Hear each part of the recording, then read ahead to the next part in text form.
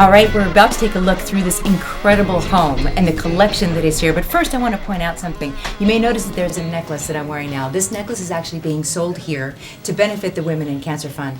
It is a plum flower, a Chinese plum flower representing health, happiness, and longevity. And it's absolutely beautiful. This is part of the day. It's really just raising money for the Women in Cancer Fund. Now, we're going to learn a little bit about this incredible venue here. This is Steve Resnik. Steve, this is your home. You live here. I do. And I've got to tell you, it's my first time here, so I'm blown away.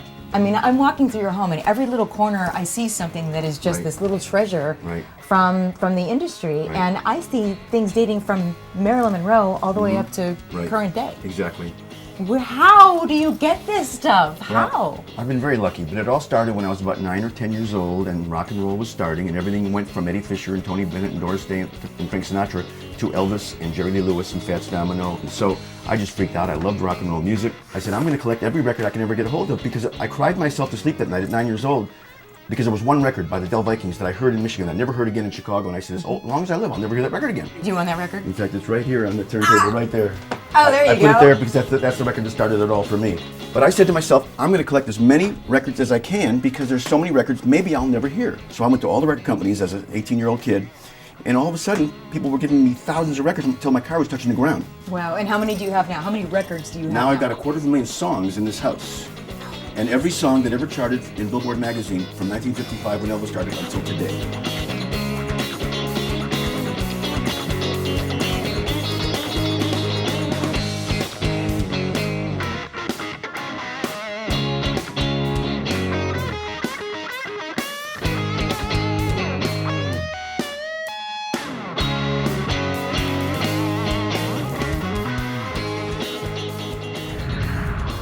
You have a lot of things that are objects, and I understand that there's actually like a place that we need to go to, which is in the basement. We don't have basements a lot here in California. Exactly. So let's go see, what are we going to see down there? Okay, come with me. All right.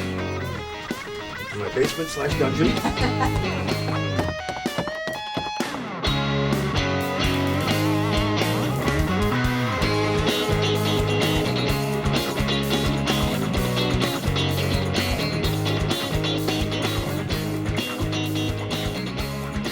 Everything you see that is not music is music-related memorabilia. Yes. These are items. Every single item you see here was produced as a promotional item only by a record company just to give to radio stations. And how did you get them? Well, I've been in music at record companies. I have every single record in Billboard, and I have probably 95% of all the memorabilia that's been made. And you'll see the thousands of items as we go. But if you take a look at the ELO, for example, this light was made, they probably made 3 of these, one for Tower Records and one for Virgin Records and one for Tower New York and LA. So this is my rock and roll library where there's 700 books. About a quarter of them are signed by the artist or the author. So like, for example, if you take a look at Lenny Kravitz, he signed this for me. Here we go. Okay. I saw that. Nice. So many of these are signed, and they're all by themes. So here's all biographies, these are all histories. Okay. These are all rock and roll in the movies. These are all record company books. These are all by format. Over there you got doo-wop, you got hip-hop, you got I gotta blues, say, you're very books. organized. He's got everything labeled. These are all the beginners of rock and roll, the people that started it all off, the Little Richards, the Ricky Nelsons. Now, I gotta say, with all of this that we're looking at, and some that I'm sure we haven't seen yet, it could take days, apparently, to see everything.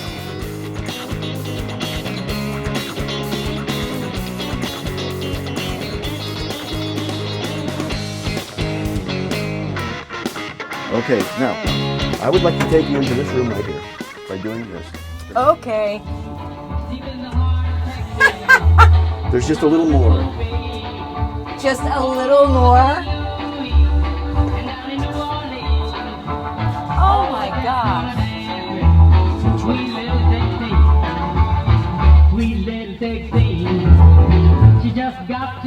How many? What we have in this room is, again, every song that ever charted in Billboard, starting in 1955. Even if a record was 100 for 1 week and only got played in Pensacola and Biloxi, it's here in this room. Look at that. Year by year, right? Year by year, alphabetical by title. So if you want to hear California Girls by the Beach Boys, you know it's 1967. You go over there in 1967 You know it's 1967. Oh my goodness. We not only have all the music, which is about 5.2 years of music, if you listen to it without eating, sleeping, or drinking, You also have more memorabilia, and they're all organized by genre. So there's all the yo-yos that have been created. There's all the lighters that have been created. There's all the sunglasses, including signed by Elvis Costello, in there. Necklaces and that kind Right, of thing. exactly. Belt buckles. How many? Hats. How many records did you say are in Well, this room? there's about 29,000 that have charted in Billboard's chart. So there's 29,000 in this one level, but there's 2 and 3 copies of most, Right. and then there's non-charts and there's novelties. So there's probably about 50 to 60,000 vinyl singles in here. The value of this has to be extraordinary. Elton John offered me a lot of money years ago. And you said no? I said no back then.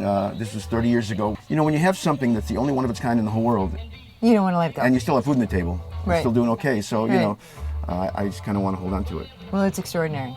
Extraordinary.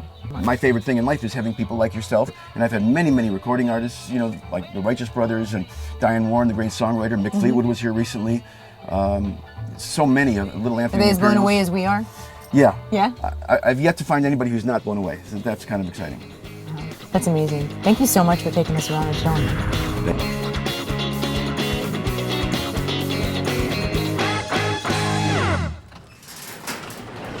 Quiet on the set.